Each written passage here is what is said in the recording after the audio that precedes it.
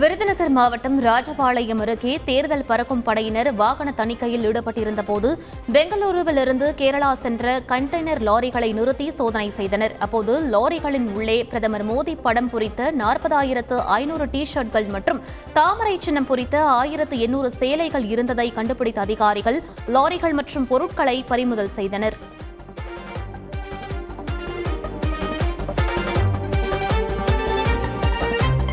கர்நாடகாவில் பறிமுதல் செய்யப்பட்ட திமுக இளைஞரணி டி-ஷர்ட்களை அம்மாநில அதிகாரிகள் ஈரோடு மாவட்ட ஆட்சியருக்கு அனுப்பி வைத்துள்ளனர். கர்நாடகா மாநிலம் புளிஞ்சூர் சோதனை சாவடியில் வாகனத்தில் கொண்டு செல்லப்பட்ட டி-ஷர்ட்களை கர்நாடக பறக்கும் படை அதிகாரிகள் பறிமுதல் செய்துள்ளனர். அதில் திமுக இளைஞரணி மாநாடு என வாசகங்கள் இடம்பெற்றிருந்த நிலையில் தமிழ் தெரியாத கர்நாடக அதிகாரிகள் டி-ஷர்ட்களை ஈரோடு மாவட்ட ஆட்சியருக்கு அனுப்பி வைத்துள்ளனர். செய்திகளை உடனுக்குடன் தெரிந்து கொள்ள உடனே சப்ஸ்கிரைப் பண்ணுங்க.